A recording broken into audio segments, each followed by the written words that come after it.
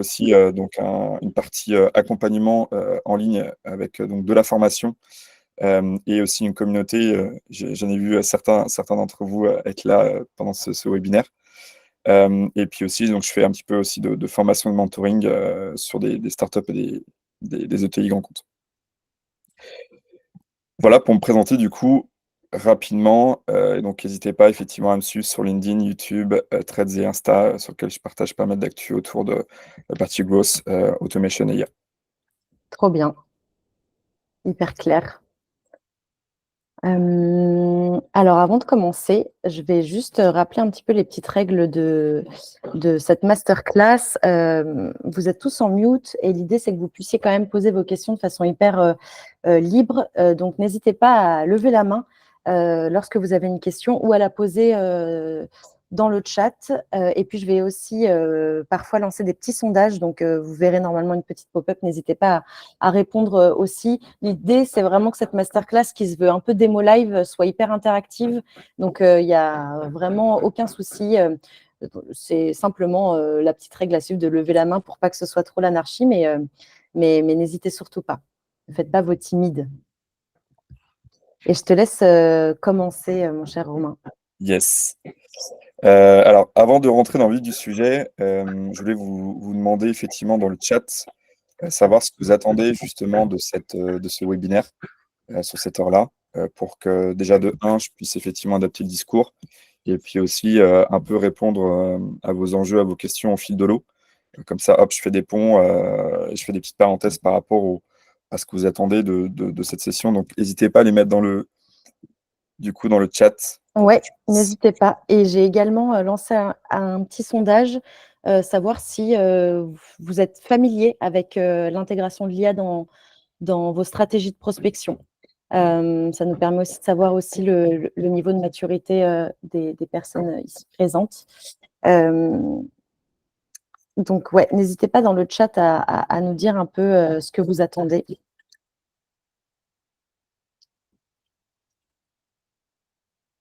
Hop. Et en termes de sondage, on est sur presque un 50-50 sur les personnes qui ont déjà utilisé l'IA dans leur stratégie de prospection. Ok, top. Louis-Édouard, tu attends quoi de cette session? C'est Pour une très bonne question. intégrer. Ouais. Et moi, je fais partie de la formation, en fait. Donc, je pensais Ah, surtout pour partager avec tout le monde et pour voir un petit peu comment est-ce qu'il fait les présentations justement de ce qu'il y a de manière plus complète dans la formation. Donc, moi, j'attends pas grand-chose de cet appel de base. Je suis pas forcément la meilleure cible.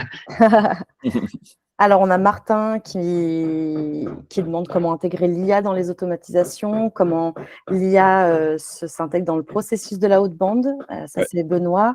Et Sarah, voir aussi les différentes applications de l'IA sur la prospection, à quel moment ça rentre en jeu. Ouais. Super. Ok, bah, let's go. Et Let's puis, go. effectivement, ouais, Héloïse, n'hésite pas à me pinguer quand il y a des questions sur des choses. Ouais, combien coûte une inté aussi, peut-être la question de pricing. Et en effet, sur l'intégration dans les stratégies, on est sur vraiment quasi du 50-50. Ok, parfait. Let's go. Ok, donc pour cette session, je vous prévois donc une très très rapide introduction sur la partie effectivement growth automation et IA générative. Et on va vraiment aller directement sur donc les trois démonstrations live. À noter, je vous ferai un petit topo, mais c'est vraiment des démonstrations live sur des choses qui tournent au quotidien sur mon propre business.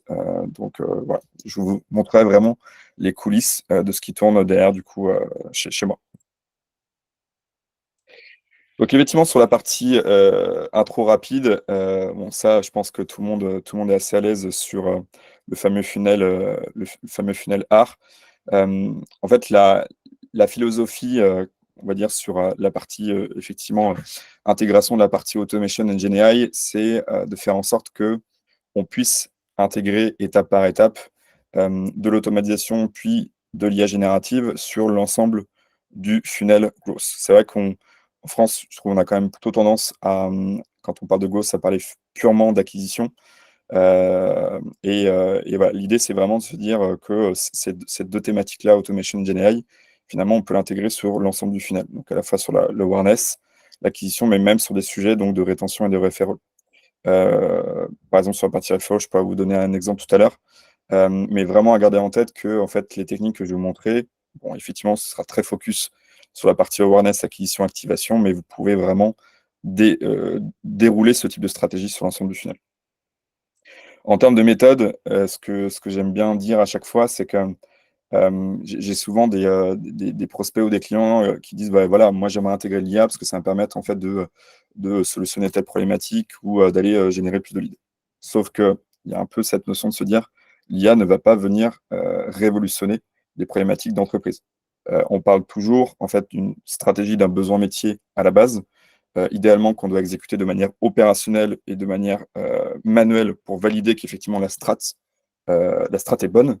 Une fois qu'on a validé qu'effectivement cette strat, par exemple une strat de prospection spécifique, performe bien, ok, ensuite on va aller travailler sur des logiques d'automatisation. Et une fois que les automatisations sont en place et effectivement on a des bons KPI, derrière on va pouvoir éventuellement faire rentrer de l'IA générative et vraiment créer des systèmes complets sur des cas d'usage très spécifiques. Et donc là, sur les 3 démonstrations que je vais vous montrer, c'est vraiment la méthode que j'ai faite. Je suis parti d'une stratégie, je l'ai exécutée de manière manuelle, ensuite j'ai automatisé, et pour certaines d'entre elles, j'y ai mis de l'IA générative quand c'était pertinent. Donc il y aura certains cas d'usage où il y aura de l'IA, pour d'autres pas forcément, parce qu'à date, ce n'est pas nécessaire de l'intégrer compte tenu des KPI, du retour sur investissement ou des métriques que j'ai sur les campagnes de prospection. Ça, c'est vraiment hyper important. Par exemple, il y a le sujet aussi que je vois régulièrement, c'est la personnalisation des contenus de prospection en allant chercher du coup de l'IA. Donc de générer ces contenus grâce à l'IA. Alors effectivement, ça peut être une technique intéressante, mais dans certains cas, ça vaut peut-être plus le coup d'avoir un contenu entre guillemets plutôt générique, avec de la personnalisation standard, comme par exemple prénom, nom d'entreprise, mais pour le coup de vraiment travailler davantage les intents, de venir travailler le contenu avec par exemple le lead magnet qui va bien, vous aurez peut-être et en général des meilleures performances en travaillant ces deux sujets-là qu'en voulant absolument personnaliser le contenu grâce à l'IA. C'est un point extrêmement clé. Et toujours baser en fait la mise en place de vos systèmes, toujours les analyser avec les KPI derrière. Super clair. Est-ce que vous avez des questions par rapport à cette mini-intro? C'est vraiment une mini-intro, mais je trouve que c'est important effectivement pour vous introduire derrière les démonstrations. Écoute, ça a l'air de bien être clair. Il y a une question de Rija, je pense qu'on pourra l'intégrer dans les démos tout à l'heure, de savoir quel est l'équilibre entre IA et tâches manuelles. Ouais. Alors effectivement, du coup, pour répondre à la question tout de suite, donc pour moi, en termes de séquençage, effectivement, c'est de commencer par exécuter les tâches de manière manuelle. Et dans certaines d'entre elles, notamment sur les tâches qui globalement sont peu complexes, dans lequel, donc assez peu complexes, dans lequel il y a beaucoup de récurrence, de fréquence d'exécution de cette tâche-là, et que globalement, vous n'avez pas de sujet donc, de manipulation de données confidentielles, etc., etc. Et globalement, vous allez pouvoir du coup intégrer l'IA générative à l'intérieur.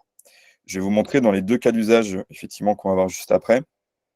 Par exemple, donc le cleaning automatique de fichiers de prospection, la classification automatique d'intitulés de poste pour en déterminer les personas, ou par exemple, la préparation automatique de rendez-vous sales. Et ça, dans ces 2 cas d'usage-là, l'IA elle a une tâche qui est ultra précise, qui est globalement, je te donne un intitulé de poste et tu en classifies derrière un persona, en lui donnant effectivement les bonnes instructions. Et deuxième cas d'usage, qui est la préparation automatique de rendez-vous sales, c'est je lui fais ingérer tout un ensemble d'informations sur l'entreprise et mon prospect. Et lui, il va avoir un rôle globalement de venir synthétiser l'information. Donc, ce n'est pas une tâche qui est extrêmement complexe, mais pour le coup, elle permet de faire gagner beaucoup de temps et il y a une très forte récurrence. Et ça, c'est vraiment les sujets qu'il faut prioriser quand vous voulez vraiment créer un système avec de l'automatisation et de l'IA par-dessus. Hyper clair, merci Romain. Et juste avant de commencer, peut-être Stéphane qui a levé la main. Ouais. Hop, alors Stéphane, tu peux, si tu veux, te démuter. Je crois que je n'ai pas la main pour te démuter et poser ta question. Stéphane Régnier. Hop. Hello, hello, Stéphane. Salut Stéphane. Ah, on t'entend pas. On ne t'entend pas, il faut juste que tu te démutes. Je ne sais pas pourquoi je n'ai pas la main pour te démuter, Stéphane. Bon, ça, écoute, sinon, tu peux peut-être poser dans le chat si c'est ton... C'est bon. Ah, yes, c'est bon. C'est bon. Effectivement, quelque part, ma question rejoint la question introductive, c'est que moi, je suis beaucoup dans l'IA depuis Ilmocom, même avant, il y a 5 ans avant. Donc, tout ce qui est automatisation, tout ça, je pratique déjà, j'ai déjà des workflows, j'ai déjà pas mal de choses. Moi, j'ai des clients qui sont dans un monde très spécifique, qui sont des experts comptables. Donc, alors là, ce sont très, très tout ça, qui sont tout juste en train de découvrir les comptes et encore. Bon. Donc, on sait très, très bien les trucs.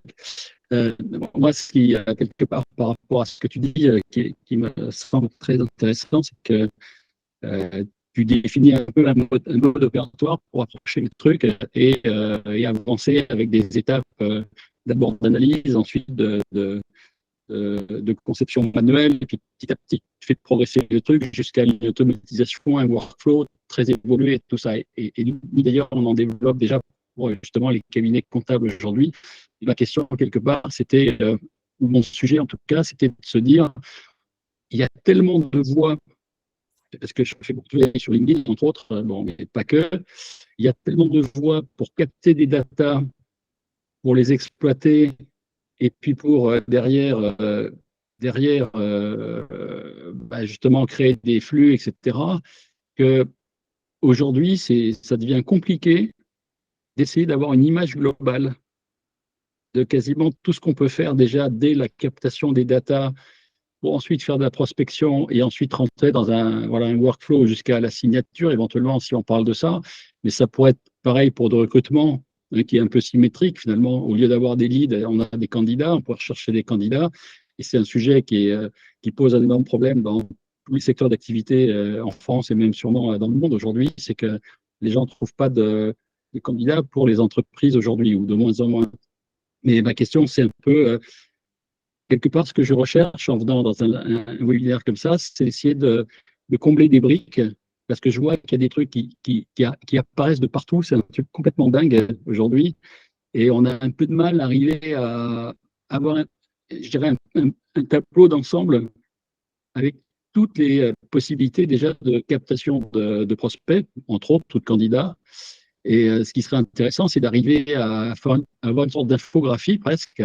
Je vous mets une idée, hein, peut-être elle est idiote, mais une infographie qui dit, voilà, aujourd'hui, pour créer du lead, hein, ou du candidat, voilà toutes les solutions qui sont disponibles à base de nos codes d'IA, de RPA, etc., etc. Parce qu'à un moment donné, on a besoin de... Il y a tellement d'informations qu'on a besoin de resserrer un peu le truc à un moment donné, de dire, bon, OK, je suis parti en veille, j'ai vu des dizaines de trucs différents et j'ai besoin de tout à coup de tout resynthétiser, quoi. Et c'est vrai qu'aujourd'hui, on est débordé par une masse d'informations, une masse d'idées. Et c'est vrai que les gens sont très créatifs, hein, tout le monde est devenu très créatif avec l'IA. Et sauf qu'on a un peu de mal à mettre tout ça dans des cases, parce que les cases, elles fluctuent tous les jours, quoi. Elles fluctuent 20 fois par jour en plus, ce qui est un peu compliqué, quoi. Ouais, Merci Stéphane. On va laisser Romain du coup répondre à tous ces éléments. Non, oui, effectivement, c'est un très bon point, Stéphane. Alors, il y a effectivement beaucoup de ressources et beaucoup d'informations qu'on retrouve sur différentes plateformes, notamment depuis l'arrivée de l'IA. Donc c'est parfois compliqué, effectivement, de tout suivre. Maintenant, plusieurs éléments de réponse, c'est qu'effectivement, tu vas avoir des tendances globales, notamment B2B, B2C. Après, bien évidemment, ça va dépendre de ton secteur, ça dépend de ton marché, du type de produit, de service que tu vas proposer. Et effectivement, tu vas avoir certains produits, services qui vont être plutôt orientés sur certains canaux d'acquisition pour lesquels, par exemple, la prospection va très bien marcher, pour d'autres, ce ne sera pas le cas. Donc, en fait, finalement, chaque entreprise va être différente de par son marché, sa maturité, l'historique des fondateurs, l'expérience des fondateurs, les équipes qui rejoignent les boîtes. Donc, c'est effectivement compliqué d'avoir un schéma standard. Et sinon, j'ai envie de dire, entre guillemets, ce serait trop facile. Et donc, je pense que c'est à chacun aussi de faire un petit peu le tri, surtout avec la partie A, il y a beaucoup d'effets FOMO. Donc, il faut aussi prendre ce recul et faire le tri par rapport à tout ce qu'on voit passer. Prendre des partis pris aussi, ne pas vouloir tout le temps switcher d'outils ou de modèles d'IA constamment, parce qu'en fait, sinon, on ne s'en sort pas. Il y aura des outils ou des modèles d'IA qui vont avoir des avantages, des inconvénients, des limites. Il faut en être conscient, prendre un parti pris, et puis, entre guillemets, stabiliser la machine. Mais ouais, je reviens vraiment sur le point qui est vraiment hyper important, c'est toujours partir d'une strat à exécuter manuellement, ensuite automatiser et ensuite intégrer l'IA, parce que sinon vous allez vous retrouver à vouloir tout de suite brancher de l'IA, alors qu'en fait vous n'aurez pas validé la strat en amont, donc en fait vous allez globalement mettre du temps, de l'énergie et des moyens pour peanuts. Donc voilà, il faut mieux y aller dans ce sens-là, je pense. Ok, trop bien, merci beaucoup. On va enchaîner avec la première partie et je pense que ça donnera des éléments de réponse à Stéphane notamment. Ouais.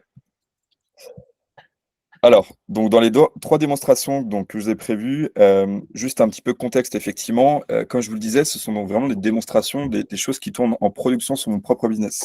Donc vraiment, je vais vous montrer les coulisses de ce qui tourne, et pour vous donner vraiment le contexte qui va être différent selon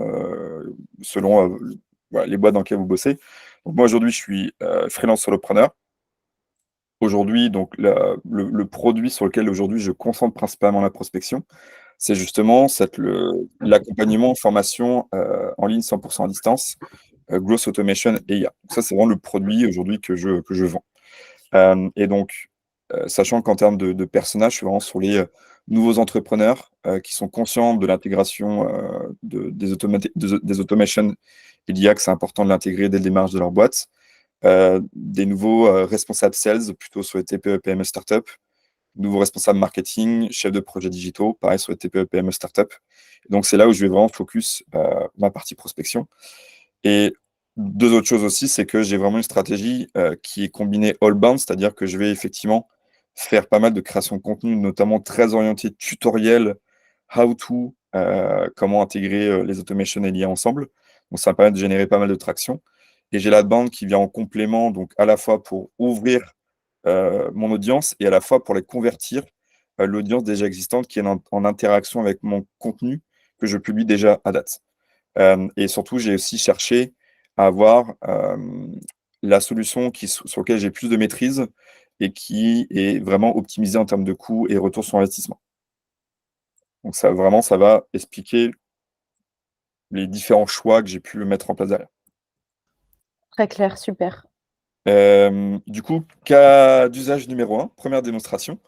Donc, c'est la partie social selling automatisée grâce au canal de prospection. Donc Hyper là, intéressant. Ouais. Déjà, je viens de lancer. Je me posais la question, avez-vous déjà testé le social selling comme levier de prospection? N'hésitez pas à y répondre. C'est intéressant de savoir. Je ne sais pas si tu vois les résultats en live, Romain. alors, je me connecte. Non, je ne les vois pas en live, mais du coup, je suis chaud. Alors, c'est à droite, tu vois les petits, tout en bas à droite, le petit triangle carré rond. Ouais, ok, très bien. Et là, sondage, normalement, tu vas pouvoir. Ok, parfait. Ok, super. Alors, on enchaîne. Top. Donc effectivement, social selling, c'est vraiment mettre en place tout un dispositif, donc notamment sur les réseaux sociaux comme par exemple LinkedIn, qui va permettre donc de créer du contenu pour pouvoir du coup déjà être exposé, être visible, créer de l'autorité sur votre marché, votre niche, et derrière donc transformer une audience en prospect et ensuite de prospect en client. Et c'est vrai qu'en général, on a un peu tendance à opposer l'inbound, donc vraiment la partie purement création de contenu, avec l'outbound qui est vraiment la partie purement, entre guillemets, campagne de prospection à froid. Et le top du top, c'est vraiment quand on arrive à mixer ces deux stratégies ensemble.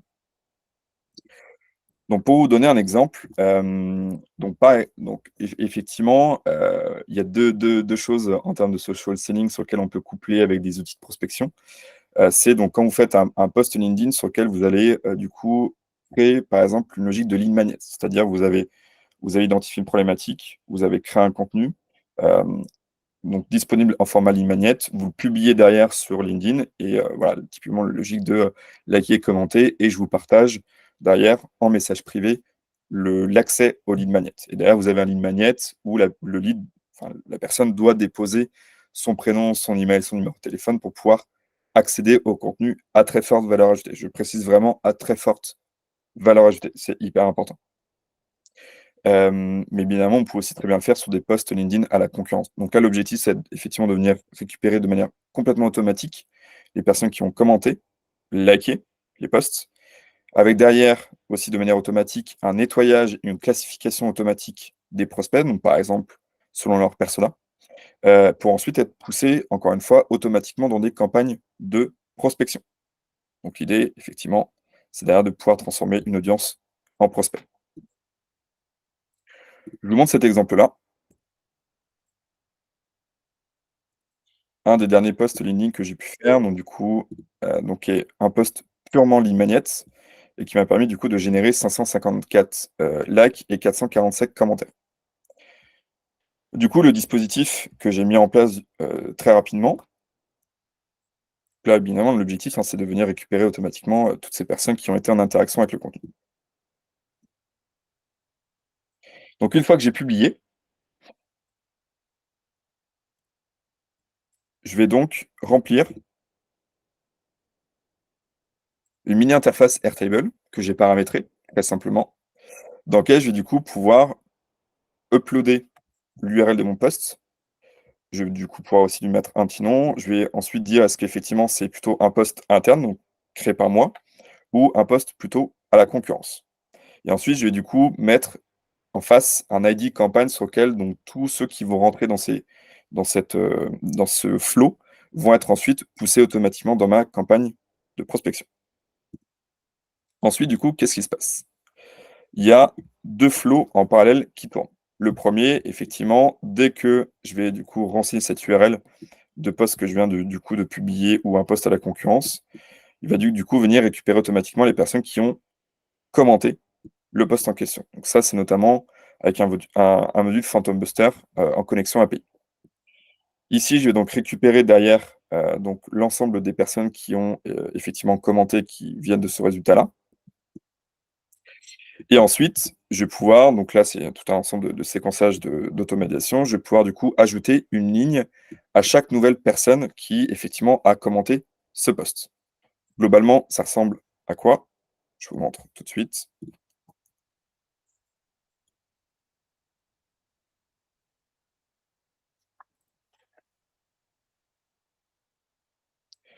Ça ressemble à ça. Donc, effectivement, chaque nouvelle personne qui a effectivement commenté va être rajoutée, pour le coup, automatiquement dans cette database. Donc ça, c'est la première étape. Et ensuite, deuxième étape, qu'est-ce qui va se passer?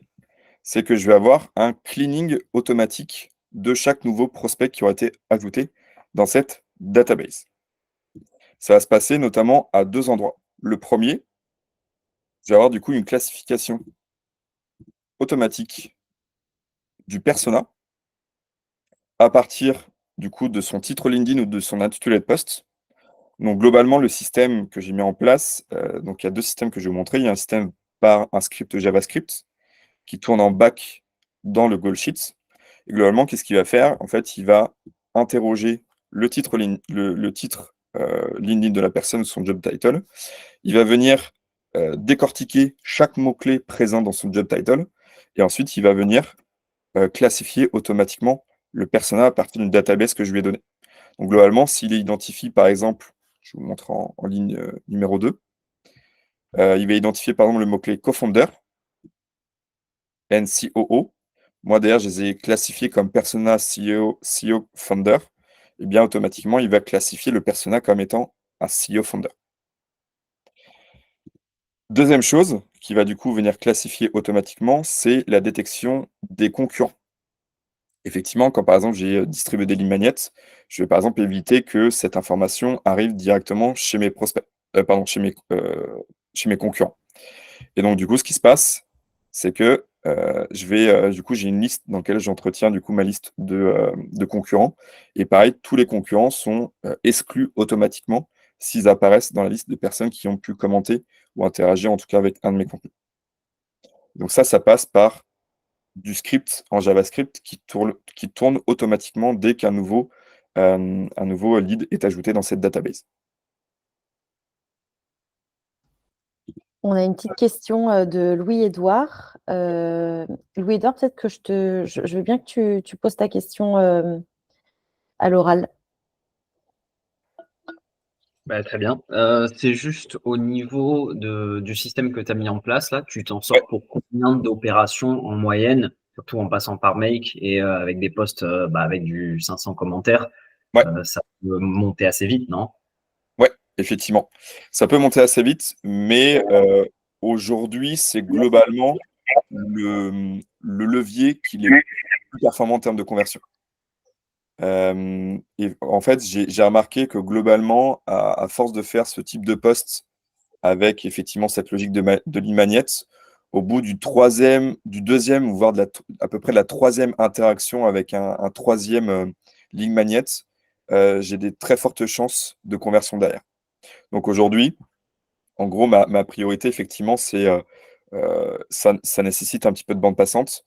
Mais globalement, pour te donner l'exemple, moi, je suis je suis en train de regarder en live aussi, en termes de licence sur Make, je suis sur la licence à 20 000 opérations par mois, et c'est suffisant. Ok, donc ça reste en fait, ouais, ça reste acceptable, on va dire. Donc globalement, c'est 18 $ par mois. Ouais. Et Donc du c'est coup, acceptable. Louis-Édouard, ça fait écho à ton autre question qui était sur les coûts. Ouais, j'avais une question en fait, c'était par rapport à ça, on peut la faire maintenant. C'est au niveau de N8N. Du coup, Oui. est-ce que tu penses que ça vaut le coup de maîtriser l'outil ou de rester sur de la plateforme publique, enfin mainstream, on va dire style Make ou Zapier, là, surtout Make. Ouais, effectivement. Moi, je pense que ça dépend du niveau, du volume de date, enfin, du volume d'exécution. Ça dépend du niveau de maturité, du stade de développement de la boîte et s'il y a des questions effectivement aussi de data security privacy, qui fait que voilà, à un moment donné, ça vaut peut-être le coup effectivement de migrer sur un système N8N pour héberger son côté. Et quand tu as des très forts volumes d'exécution, d'automation, ça vaut effectivement aussi le coup peut-être de passer à un moment donné sur du N8N. Après, si vous êtes plutôt sur une boîte type TPE, PME, startup, et vous êtes, moi par exemple, j'ai un client, on est sur du 80 000 exécutions mois. Ok, c'est 60 $ par mois, mais c'est tout à fait raisonnable par rapport au coût et au retour sur investissement. Ok, ça marche. Merci. Je t'en prie. Merci à toi. On a une dernière Ouais. question très rapide. Par rapport au cleaning et à la segmentation, comment tu fais pour identifier les personnes que tu connais déjà ou distinguer les personnes que tu vous vois et tutoies pour éviter d'envoyer des messages non ciblés? Alors, le tutoiement, vouvoiement, je tutoie tout le monde. C'est entre guillemets un peu volontaire parce que ça permet effectivement d'avoir une proximité avec mon audience qui peut des fois ne pas passer. Ce que je comprends, j'ai déjà eu des remarques du style on se connaît pas, tu me tutoies. Mais je trouve que c'est plus agréable d'avoir effectivement un tutoiement et d'avoir une approche directe avec la personne que j'ai en face. Donc ça, pour le coup, c'est pas un cas d'usage que je traite volontairement. Euh, et du coup, la deuxième question, c'est par rapport au fait d'avoir une liste de concurrents toujours à jour. Ça, pour le coup, c'est vraiment, entre guillemets, le taf d'intelligence humaine qui fait que dès que je vais spotter finalement des nouvelles personnes sur LinkedIn qui sont finalement dans mon marché, je vais effectivement les renseigner dans une database dans laquelle voilà, tous mes concurrents sont centralisés et sont automatiquement exclus. Donc Ok, ça, c'est du coup un taf manuel. trop bien. Et on va prendre une dernière question avant d'enchaîner parce que je dois aussi faire un peu la gardienne du temps. Ouais. Martin qui demande, ça peut être une question bête, mais la réponse est non. Ouais. Sur un G-Sheet, quand on classifie les leads par persona avec l'IA, Ouais. comment on fait pour copier-coller le texte brut du résultat de la formule? Car sinon, l'IA va régénérer des résultats à chaque ouverture et ça utilise trop de tokens. effectivement. Ça, c'est le truc un peu chiant sur Goal Sheet, c'est qu'effectivement, dès que notamment tu vas rouvrir le Goal Sheet, ça peut effectivement régénérer donc toutes les formules. Donc après, ce que tu peux faire là-dessus, c'est que, notamment ce qu'on a mis en place avec un client, c'est une fois que ton processus est passé, donc de classification, globalement, tu peux venir du coup faire une sorte de copier-coller de l'information. Donc finalement, toute la ligne de ton prospect, tu le copies soit dans un autre fichier qui est en fait une data propre ou dans un autre onglet de data propre. Et du coup, ensuite, tu supprimes du coup en automation euh, la ligne sur laquelle tu as travaillé.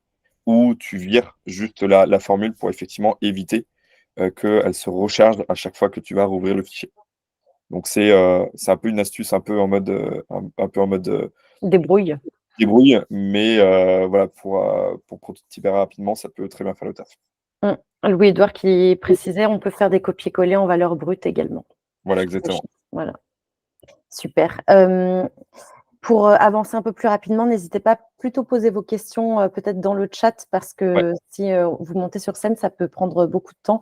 Après, quitte à ce qu'on remonte un peu sur scène à la fin s'il nous reste un peu de temps. Voilà.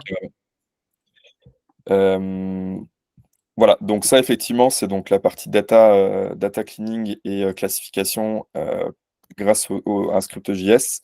Vous avez aussi du coup la possibilité de le faire donc directement grâce à des outils de GenAI.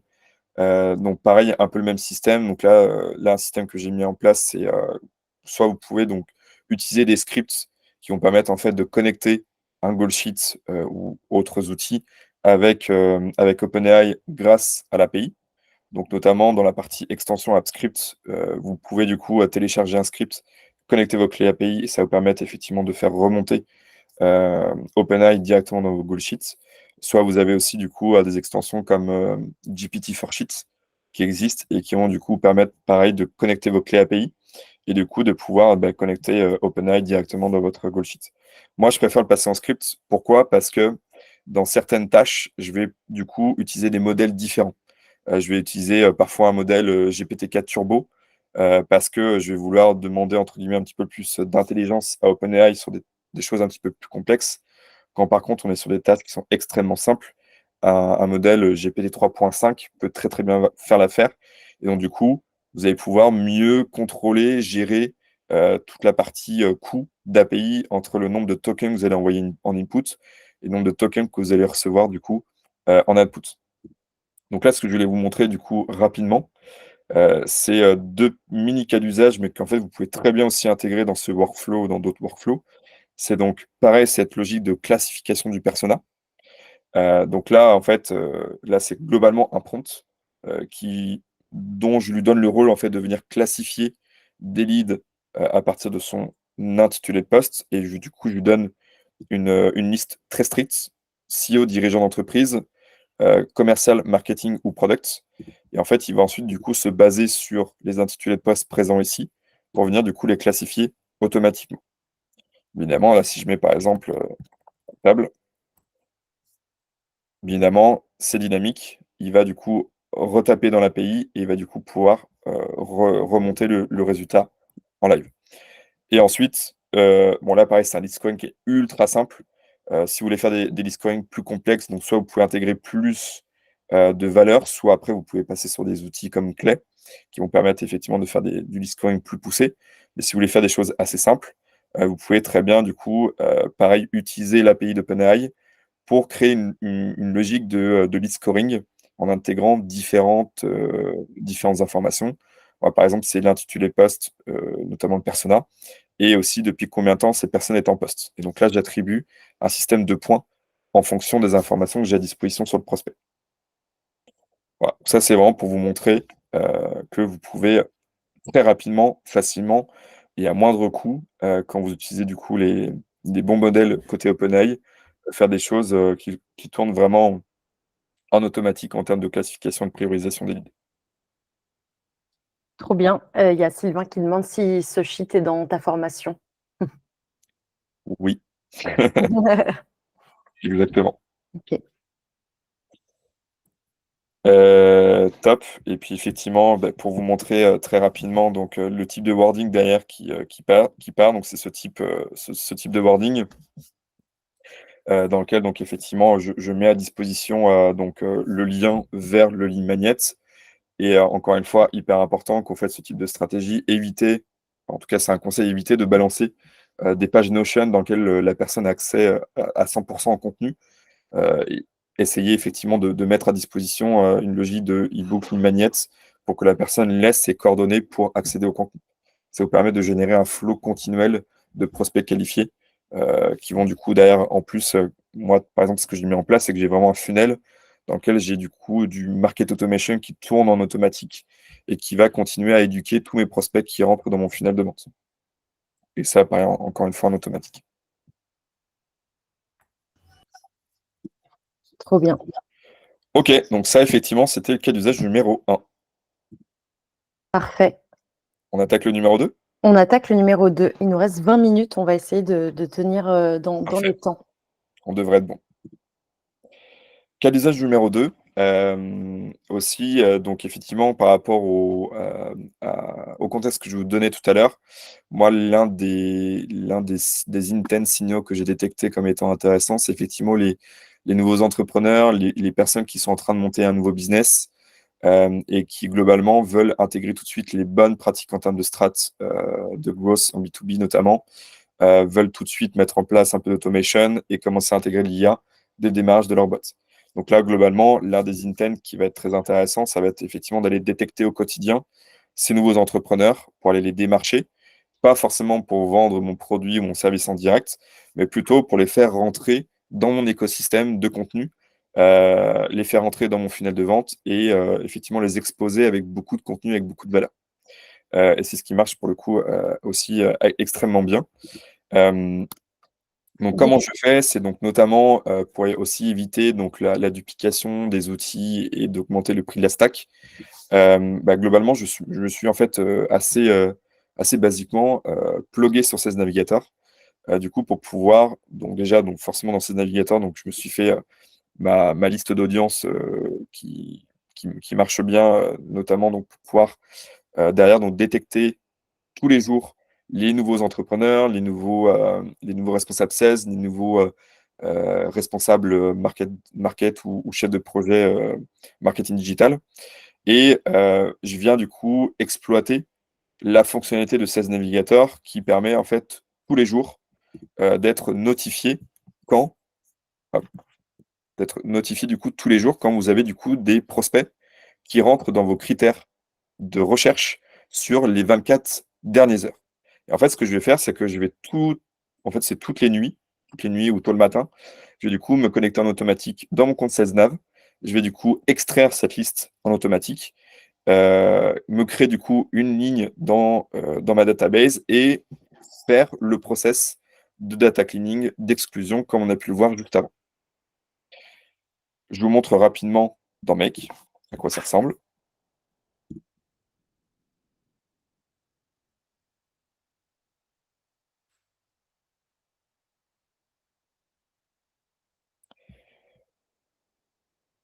Pour info, on a posé la question en sondage qui avait des difficultés pour trouver des intents et la majorité répond oui, la majorité rencontre des difficultés à trouver, à identifier les intents selon leurs problématiques.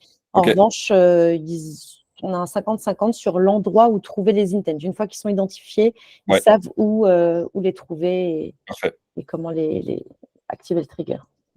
Donc effectivement, après, en termes d'intent, vous avez pas mal de solutions qui sont disponibles sur le marché. Vous avez du Faro, vous avez du Landscale, etc. Vous avez après des solutions qui vont être plus spécifiques selon votre vertical, votre marché. Là, c'est une solution, entre guillemets, un peu plus générale qui permet effectivement de toucher plus de cas d'usage et surtout qui permet en fait de pouvoir exploiter déjà plein d'outils déjà à disposition. Et donc effectivement, donc là, notamment, c'est via Phantom Buster où je vais du coup pouvoir donc me connecter à SalesNav. Dans cette requête-là, c'est là où effectivement je vais du coup jouer avec l'URL de SalesNav pour du coup venir triquer et récupérer en fait les résultats des 24 dernières heures. Ensuite, je vais du coup récupérer par ce module-là donc tous les résultats. Et ensuite, je vais donc du coup créer une ligne spécifique pour chaque nouveau prospect. Donc là, par exemple, ce matin, j'ai donc 82 nouveaux prospects qui ont été du coup extraits automatiquement depuis 16 names. Et ensuite, comme ce qu'on a vu avant, j'ai donc mon process standard de classification des personas, d'exclusion des concurrents, etc., etc., qui fait que derrière, ensuite, ils vont être poussés automatiquement dans des bonnes campagnes de prospection qui vont être en plus segmentées par persona. Donc, je vais avoir mon persona nouvel entrepreneur, nouveau sales, nouveau dear market, nouveau freelance, nouveau coach, etc., etc. Et tout ça, ça tourne effectivement en autopilote. Trop bien. Pas de questions jusqu'ici. OK. Top. Et effectivement, pour vous montrer rapidement le scénario. Donc là, par exemple, sur cette campagne-là, j'étais en train de regarder rapidement les métriques ce matin. Je suis donc aux alentours des 43%, 43% de réponses.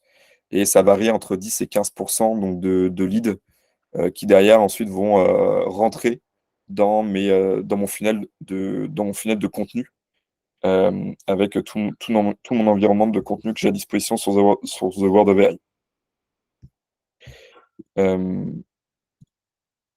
Donc voilà, et effectivement, ce que vous voyez à l'écran ici, hop, c'est que donc une fois que les différents prospects sont nettoyés et remplissent mes différents critères de filtre, ils sont ensuite donc envoyés dans les différentes campagnes de prospection selon le persona et pour le coup de manière complètement automatisée aussi. Et là vraiment derrière je travaille vraiment le wording et le lead magnet pour générer la partie la conversion d'audience à lead. Et on demandait justement sur le chat si tu avais des... en conversion finale, justement, sur combien de pourcentage tu te situais de closing, par exemple, sur une de tes formations Ouais. En gros, globalement, par semaine, ça varie entre 5 à 10. Sur des bonnes semaines, ça peut aller jusqu'à 10 conversions par semaine. Parmi celles-ci, j'estime que j'en ai à peu près 4 qui arrivent en direct LinkedIn, donc c'est-à-dire des gens qui en fait voient mes contenus passer et en fait rentrent dans mon funnel et convertissent. Il y en a à peu près, donc ouais, c'est ça, on va dire globalement 40% par cette logique-là. J'en ai ensuite à peu près 40% qui viennent grâce au support de ce qu'on a vu en social selling, c'est-à-dire des gens qui en fait demandent à accéder aux lignes magnets. Je les envoie directement donc en MP et ensuite ça convertit. Et ensuite, j'ai à peu près 10% qui vient du coup de la prospection directe. Ok, merci. Et donc là, c'est par exemple un exemple de contenu que je peux envoyer derrière, donc par exemple au persona nouvel entrepreneur qui est en train de monter sa boîte, où effectivement, donc voilà, je vais travailler les contenus pour créer de la proximité, pour apporter immédiatement de valeur, vraiment créer en fait un message qui va être globalement irrésistible. La personne peut globalement pas me dire non parce qu'en fait, je vais pouvoir vraiment lui apporter de la valeur gratuitement avec des choses très opérationnelles et créer un petit effet FOMO. Et donc ça permet effectivement de faciliter et d'avoir des bons retours en termes de KPI.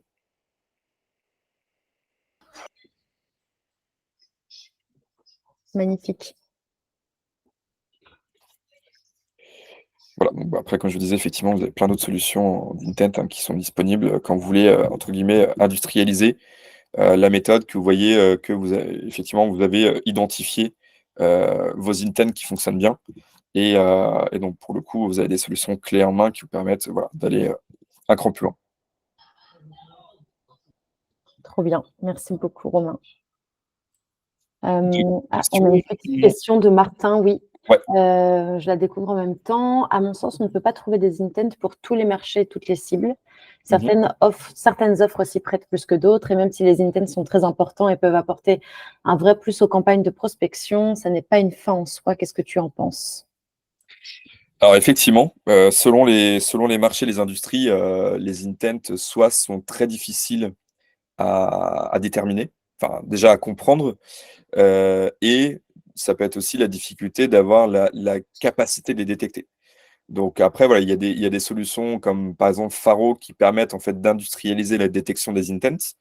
Donc ça, pour le coup, voilà, tout ce qui va permettre de détecter des augmentations d'effectifs sur des technologies qui sont utilisées, bah, ils arrivent notamment à récupérer l'information, par exemple, sur Front, au niveau des codes HTML des sites web, etc. Ils arrivent à, du coup, à remonter les technos qui sont utilisés.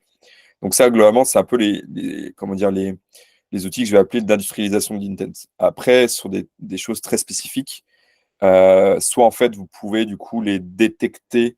Moi, par exemple, j'avais un client donc, qui est dans l'environnement des API. Il fallait effectivement réussir à récupérer des entreprises qui, pour le coup, ont des URL dans leur nom de domaine qui ont des mots-clés dans les slugs d'URL du type API ou doc-API, ce genre de choses.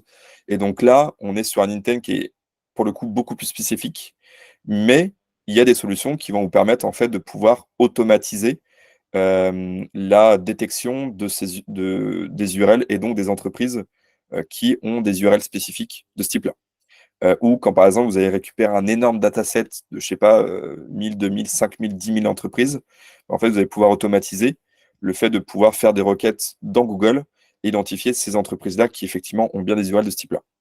Donc là, on est vraiment sur quelque chose de plus spécifique, mais il y a des solutions parfois qui peuvent permettre de le faire.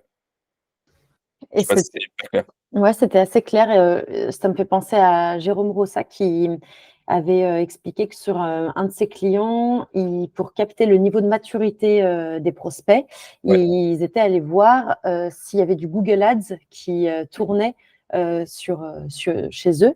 Et c'était un intent un peu détourné pour capter et déduire en tout cas le Ouais. niveau de maturité de ces personnes. Donc ça, c'était plutôt intelligent, je trouve, comme manière de faire.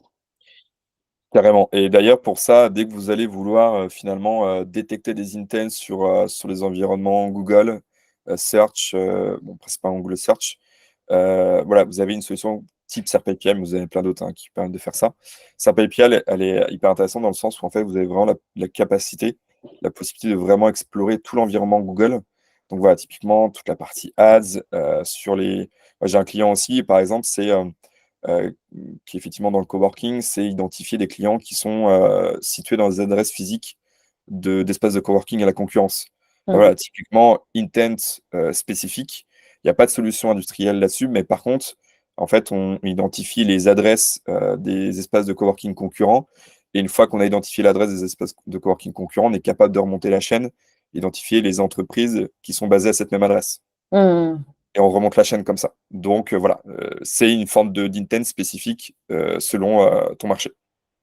Et pour compléter, il y a du coup Benjamin qui disait il y a Wapalizer aussi pour les intents. Ouais. Il y a un thread sur le Playground qui est vraiment dédié à la détection des intents. Et Baptiste, dont j'ai oublié le nom de famille, a généreusement partagé un doc qu'il a où ça fait plusieurs mois qui référencie et tous les intents et tous les tools pour aller les détecter. Et il l'a mis sur le Playground. Donc, je sais qu'il y a un thread très complet sur cette Ouais. question des intents. Donc, n'hésitez pas.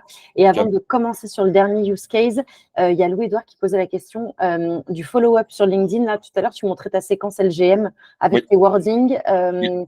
À combien de relances tu te limites et qu'est-ce que tu penses du follow-up sur LinkedIn? Et j'en profite juste pour amorcer le dernier use case où je lance un petit sondage. Ça concerne les sales, mais je veux bien ta réponse sur le follow-up. Ouais. Alors, moi, j'ai volontairement un follow-up qui est assez léger, puisque moi, mon objectif, effectivement, il est vraiment de pousser à un maximum de contenu à très forte valeur ajoutée. Euh, donc, c'est-à-dire qu'effectivement, je vais avoir une approche, un premier niveau d'approche, je vais avoir un deuxième niveau d'approche, où, comme on a pu le voir dans l'exemple, c'est-à-dire que premier niveau, je vais dire, bah, voilà, j'ai des tutos d'implémentation d'IA à disposition. J'essaie de effectivement travailler le wording pour que ce soit vraiment un truc, tu peux pas dire non, parce que globalement, tu serais bête de passer à côté de cette occasion. Deuxième chose, je vais rentrer sur des choses beaucoup plus concrètes. Je vais dire, bah, voilà, typiquement dans ces tutos, je traite le use case 1, 2, 3, 4 qui globalement correspondent aux problématiques phares de mes personas. Donc vraiment, c'est pour appuyer davantage sur la problématique. Éventuellement, ce que je vais faire dans un troisième, c'est que je vais faire un petit vocal très court en disant, voilà, est-ce que tu as vu ma proposition? Je peux t'envoyer les contenus, c'est absolument pas engageant. Mais derrière, en fait, la personne qui effectivement a accepté, par exemple, mon invitation sur LinkedIn, va être exposée à un moment donné au contenu qui va arriver plus tard en termes d'inbound. Donc en fait, même si elle ne convertit pas à cette étape-là, je sais qu'elle va être exposée à un moment donné aux futurs contenus qui vont arriver. Et donc dans tous les cas, en fait, que ce soit de l'inbound ou de l'outbound, le funnel derrière, c'est le même. Donc l'idée, c'est qu'effectivement, pour moi, c'est un peu du vase communicant. C'est comme ça que je le vois. Trop bien. D'où cette logique en fait de stratégie d'all-bound. Merci beaucoup. J'ai lancé du coup l'amorce sur le dernier use case qui concerne plutôt les sales et la manière de préparer leur rendez-vous. Et alors, je regarde un peu les résultats. Je posais la question, est-ce que vous avez déjà ressenti une frustration dans la relation growth sales, notamment quand un sales ne convertit pas vos leads apportés? On a eu peu de réponses pour l'instant, mais on a eu un oui, un non, donc 50-50. Ah, ça y est, ça arrive. Donc, non, plutôt les gens n'ont pas ressenti cette frustration. Par contre, est-ce que vos sales éprouvent un pain sur la préparation de leur rendez-vous? Certains, la tendance est en train d'aller vers le oui. Des personnes ne savent pas, donc elles n'ont pas peut-être aussi cette granularité d'infos et ne savent pas trop ce qui se passe après quand ça tombe chez les sales. Ok, top. Super intéressant, effectivement. Ok. Ok, top. Bah, effectivement, pour vous montrer du coup, troisième cas d'usage. Donc pareil, qui a un besoin qui a émergé de mon côté et du coup, j'ai mis en place cette solution-là. Donc l'objectif, c'est que, alors, hop, je vous montre. Donc, j'ai différents calendriers qui sont positionnés à différents endroits. Donc à la fois dans mon blog, mais ça peut être effectivement dans des emails. Enfin, bref, en tout cas, c'est standard. Ça peut être du Calendly, ça peut être aussi du formulaire lead, ça peut être toute autre solution de ce type-là. Effectivement, donc, quand la personne va remplir le Calendly, elle va donner du coup différentes informations qui vont me servir du coup de base pour traiter l'ensemble du process. Donc, info standard, prénom, nom, email, un URL de profil LinkedIn, nom d'entreprise, site web, et effectivement derrière des informations sur catégorie du besoin, précision du besoin, et voilà. Et donc, dès que un lead remplit ce Calendly, il va du coup se passer plusieurs choses. Hop, je vous montre le séquençage. Donc, mon objectif, c'est de, entre guillemets, de me faciliter la préparation des rendez-vous de sales que je vais avoir en ayant un maximum de contexte par rapport à l'entreprise, donc notamment sa proposition de valeur, son produit, éventuellement des informations un peu d'actualité par rapport à cette boîte-là, mais aussi des informations par rapport à mon interlocuteur, à mon prospect. Donc, ce qui va se passer, il va avoir plusieurs éléments. Donc là, globalement, c'est un déclencheur. Là, dès que je réceptionne le lead Calendly, ça arrive dans un Airtable, c'est ça qui déclenche la suite du process. Ensuite, ici, je vais donc du coup scraper toutes les informations du site web de l'entreprise de mon prospect. Donc là, je vais récupérer notamment les informations de la page. Je vais du coup ensuite cleaner l'information pour avoir du coup une data brute et propre, prête à exploitation. Ensuite, je récupère cette information, je la stocke dans mon Airtable, donc dans ma base de données, avec donc toutes les informations du site web. Deuxième étape, je vais du coup là derrière automatiser la request dans Google, où là je vais du coup aller récupérer les dernières actus sur l'entreprise en question. Ça va permettre de voir effectivement ce qu'il y a des news spécifiques, levée de fonds, une collaboration qui a été du coup mise en lumière dans les journaux, des features spécifiques, etc., etc. Là, il va récupérer pareil l'information. Il va pareil la stocker dans Airtable dans une colonne dédiée Actu Entreprise. Ensuite, je vais du coup faire une request à Phantom Buster pour les récupérer. Donc, pour le coup, là, toutes les informations sur le profil de mon prospect.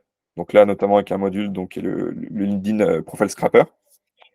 Je vais récupérer ensuite donc, les informations sur cette personne-là, donc toute sa page profil. Je vais aller notamment récupérer la dernière expérience professionnelle et le détail de son expérience professionnelle. Je vais ensuite mettre l'information à disposition et la stocker dans le Airtable. Et ensuite, c'est là que va intervenir la partie IA générative. Et là, son rôle, globalement, ça va être de venir lister les 5 points importants que je dois avoir en tête par rapport à l'entreprise, donc basé sur les informations de son site web et de son actualité, et les 5 points importants par rapport à mon prospect. Donc là, il va vraiment avoir un rôle de synthétisation à partir de toutes les datas que je lui ai fait ingérer. Et ensuite, il va du coup venir, alors soit créer le lead directement d'HubSpot dans mon CRM si le lead n'est pas déjà existant, ou mettre à jour la fiche de mon prospect. Donc au niveau du prospect, je peux même aller du coup jusqu'au niveau de la transaction. Et du coup, venir renseigner toutes ces informations-là. Donc moi, je l'ai fait tourner par exemple sur toi, Héloïse. Yes, on va découvrir ça. Voilà. Alors, Je l'ai fait qu'est-ce que tourner lui ce a matin, détecté sur justement. moi?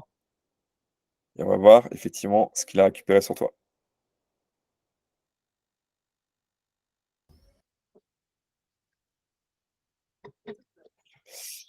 Voilà, donc là, effectivement, donc je suis bien sur ta fiche. Hop. Et donc là, j'ai la note. Donc ça, pour le coup, elle a vraiment été générée 100% en automatique grâce au tool workflow que je vous ai montré.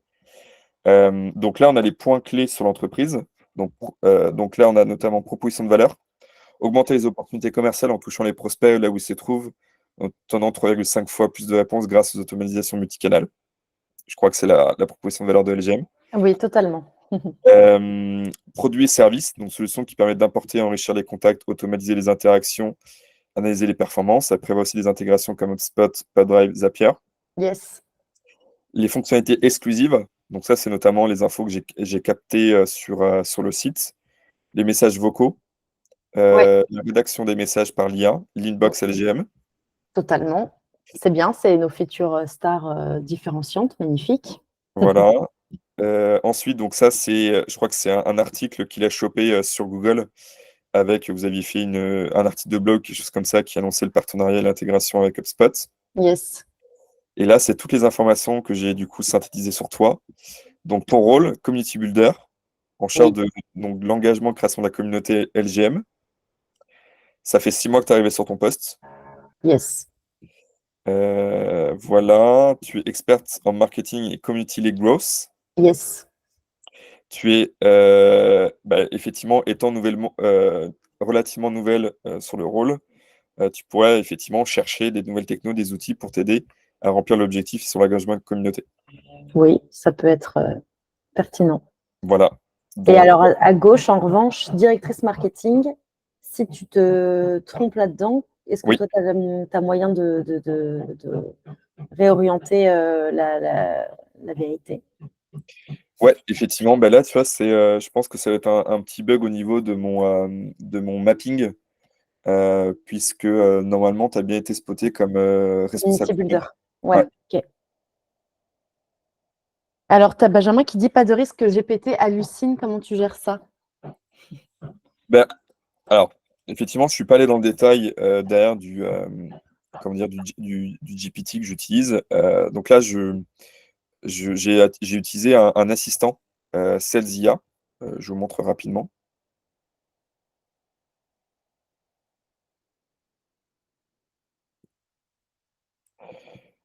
Qui est donc ici. Donc là, j'ai donc mon prompt qui est donc que j'ai paramétré à l'intérieur.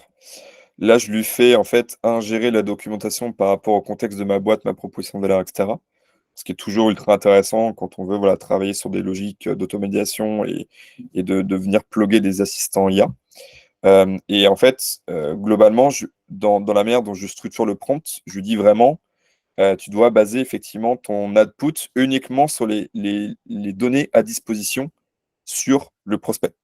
Donc en fait, il y a assez peu, entre guillemets, assez peu de chances d'hallucination, parce qu'en fait, son rôle, il va devenir de résumer de la donnée que j'ai récupérée sur l'entreprise et sur le prospect, et qui est une donnée, pour le coup, hyper fraîche, que je lui fais ingérer. Donc je ne lui demande pas d'aller sur Internet, je lui donne en fait l'information qui doit venir résumer.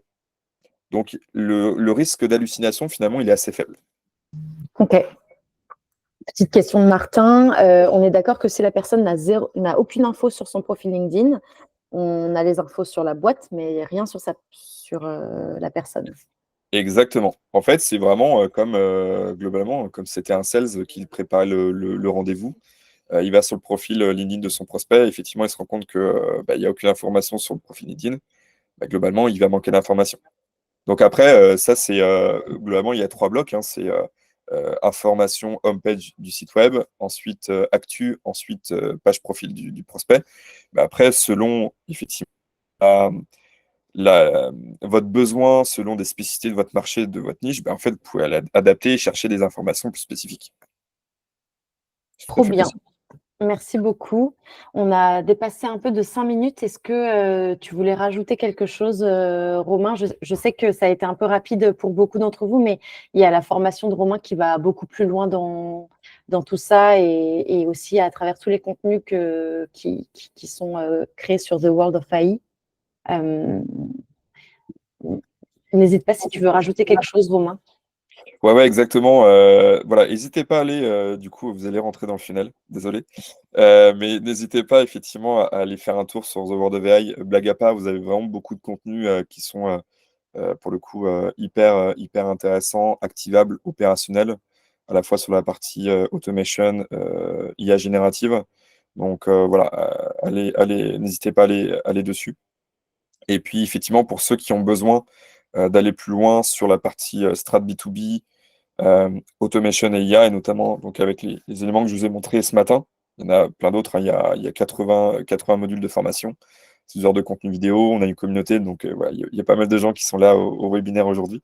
On est tous ensemble dans la communauté, il y a aussi un support en one-to-one avec moi. Voilà, donc ceux qui ont besoin d'avoir cet accompagnement en ligne pour aller sur ces sujets, n'hésitez pas à me contacter ou aller faire un tour sur le site. Voilà, le dispositif est fait pour ça. Yes, et il y a aussi du coup ta disponibilité que tu as généreusement donnée sur le Playground en étant advisor. Donc, si aussi sur le Playground, vous voulez pinguer Romain, lui poser des questions, il est présent et il fait partie des experts advisors qui peuvent aussi se mettre à dispo pour vous débloquer sur des problématiques. Benjamin demandait plus d'infos sur ta formation. Je ne sais pas si tu as un lien à dropper ou quoi rapidement dans le chat. Ouais. Alors, il y a le QR code et sinon, ouais, je vous envoie tout de suite le lien dans le chat. Nice. Bon, en tout cas, un grand merci à tous pour vos questions. Merci Romain pour tout ce contenu. C'était hyper instructif et je pense que ça a plu au vu des messages qu'on reçoit. Donc c'est chouette.